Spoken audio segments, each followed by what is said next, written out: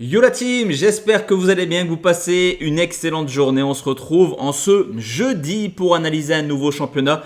Après la Ligue 1, hier, on va s'attarder tranquillement sur la nouvelle journée de Première Ligue qui a commencé dès vendredi, donc dès demain, avec West Ham contre Wolverhampton pour se conclure lundi exceptionnellement avec Manchester United qui va affronter Leeds, deux équipes concerné par la LDC pour Manchester et par le maintien de la part de Leeds. Juste avant ça, tu le sais, objectif 100 000 abonnés avant la Coupe du Monde 2026. Il va falloir vraiment accélérer en termes d'abonnés. On a quasiment 95 000. Il manque 5 000 abonnés pour atteindre l'objectif. Et pour rappel, ici, ce ne sont que des avis. Forcément, on va analyser l'intégralité de cette nouvelle journée de PL. Messieurs, mes tickets perso, comme pendant cette Ligue des Champions, on a fait 4 sur 5 sur le match du Real et 2 sur 3 hier dans le match tout simplement du Paris Saint-Germain. Et je t'invite à rejoindre mon canal Telegram, tout simplement disponible en commentaire épinglé. Allez les gars, on va se prêter un petit peu au jeu des pronostics sur cette journée. On commence avec West Ham contre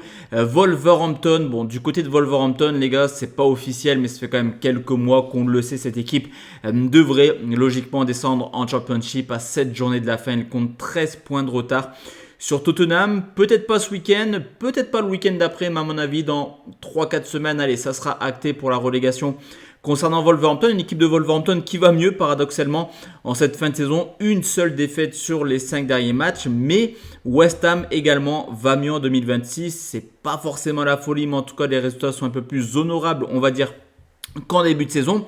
Et pour West Ham, il y a un énorme coup à faire à domicile, surtout que Wolverhampton n'a toujours pas gagné le moindre match à l'extérieur. En cas de victoire, West Ham sortirait officiellement de la zone de relégation avant de voir ce que va faire Tottenham, Nottingham et Leeds également ce week-end. C'est quand même une place pour 4, on va dire. Donc il y a un gros coup à faire. West Ham réussit plutôt bien à domicile contre Wolverhampton depuis maintenant quelques années. Il reste quand même sur une belle série de 5 victoires de suite. Je vais prendre la victoire de West Ham. Elle est audacieuse parce que les loups vont mieux, mais 1,80. Perso, je la propose. On continue avec Arsenal contre Bournemouth, une équipe d'Arsenal plutôt bien partie pour être champion. 9 points d'avance sur Manchester City avec certes un match de plus. Une équipe d'Arsenal qui joue toujours de la même manière, c'est-à-dire que je suis fan d'Arsenal. Enfin, moi, j'ai toujours aimé cette équipe d'Arsenal à l'époque des Thierry Henry, etc. Mais c'est vrai que le Arsenal de cette année, les gars, il est un petit peu ennuyeux quand même, mais à côté de ça, ça gagne quasiment tout le temps à 12 victoires en 15 matchs à domicile. Attention quand même à Bournemouth qui est un peu embêtant à l'extérieur, déjà 7 matchs nuls en 15 rencontres, mais surtout une équipe de Bournemouth qui n'a quasiment plus rien à espérer. Alors on en parlera après, la 7ème place devrait logiquement être qualificative pour l'Europe vu la victoire de City en EFL Cup. Elle devrait être qualificative pour la Ligue Conférence, donc il y a encore un petit peu d'espoir, mais Arsenal, c'est intransigeant. Moi, je prends la victoire d'Arsenal et plus d'un demi, les gars, cote à 1,51. Je n'irai pas plus loin. Je pense que les Gunners sont capables de s'imposer avant le match retour contre le Sporting. D'ailleurs, ils ont pris une petite avance au Sporting, donc ça devrait leur permettre de jouer libéré ce match. On continue avec Brentford contre Everton. Comme je te l'ai dit, la victoire de City en EFL Cup offrira logiquement une place de plus en Coupe d'Europe via le championnat. Ce sera la 7ème place et c'est exactement la position sur laquelle Brentford et Everton sont positionnés actuellement. Le 7ème contre le 8ème. Quasiment le même bilan, les gars, 13 victoires, 7 nuls, 11 défaites pour les deux équipes, plus 4 pour Brentford, plus 2 pour Everton, tu l'auras compris.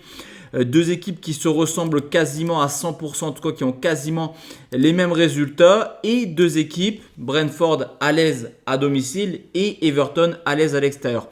Donc au vu du contexte, au vu du classement, au vu de la possibilité encore de jouer l'Europe en fin de saison, je pense qu'on aura quand même deux équipes qui vont s'observer pendant une longue partie de la rencontre. Je vais prendre un match nul remboursé si Brentford cote à 74. On continue avec Burnley qui va jouer contre Brighton. Là aussi, Brighton qui est toujours concerné concernant l'Europe. On a vraiment, mis à part Palace, les gars, tout le monde est concerné par quelque chose.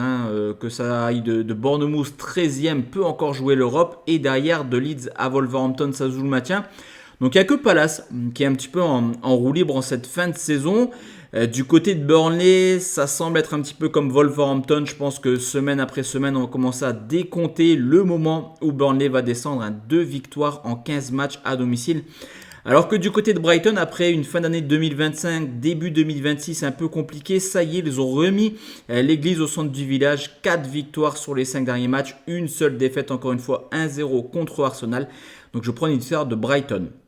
Cote 1,70. Liverpool qui va jouer contre Fulham, une équipe de Liverpool qui est plutôt content cette semaine parce que, ok, il y a eu cette défaite en Ligue des Champions contre le PSG, mais il y a également eu, grâce à Arsenal, l'attribution de la 5e place qualificative pour la Ligue des Champions.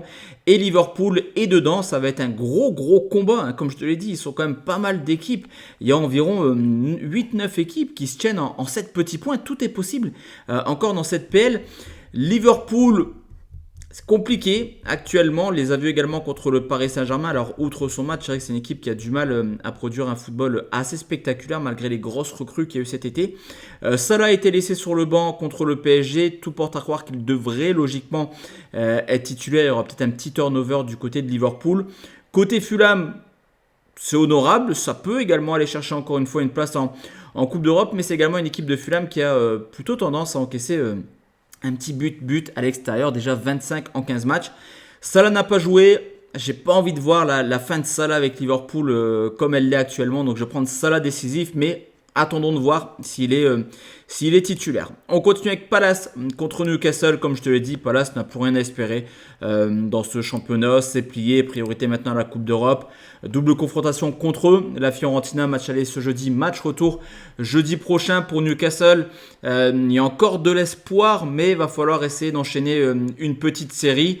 Allez, pour moi, Palace n'a plus rien à espérer. Donc victoire de Newcastle remboursée 6 nuls. Nottingham contre Aston Villa, deux équipes qui vont jouer l'Europe également ce jeudi. Pour Nottingham, ça va être à Porto. Pour Villa, ça va être du côté de Bologne. Donc on pourrait peut-être avoir deux équipes qui vont être un petit peu déconcentrées dans cette rencontre. Villa plutôt bien parti pour jouer la LDC.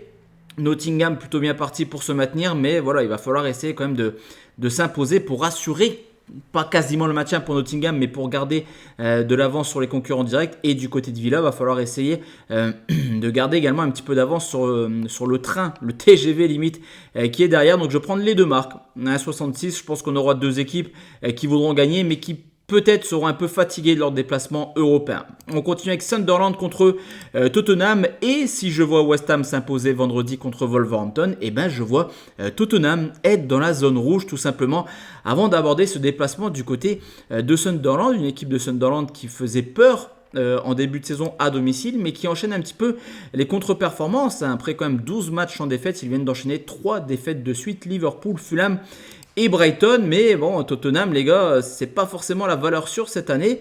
Encore qu'à l'extérieur, le bilan il est loin d'être ridicule, hein. 5 victoires, 5 nuls, 5 défaites, mais c'est surtout 22 buts encaissés déjà. L'arrivée de De Zerbi devrait nous amener un football un peu plus offensif du côté de Tottenham. Et je pense que sur les prochaines rencontres, les gars, on peut partir sur des matchs plutôt ouverts avec les Spurs. C'est la raison pour laquelle je vais également prendre les deux marques.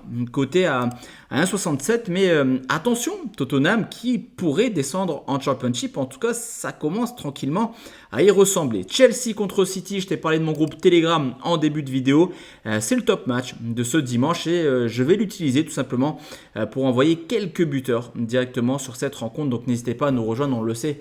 Généralement avec Chelsea et City, on a quelques buts, donc on aura des buteurs sur Telegram. Le lien est en commentaire épinglé. Et enfin, on termine cette vidéo avec Manchester United qui joue contre Leeds. Là aussi, le fait d'avoir une 5e place qualificative en LDC arrange clairement Manchester qui est en bataille avec Villa pour l'attribution de la 3e place.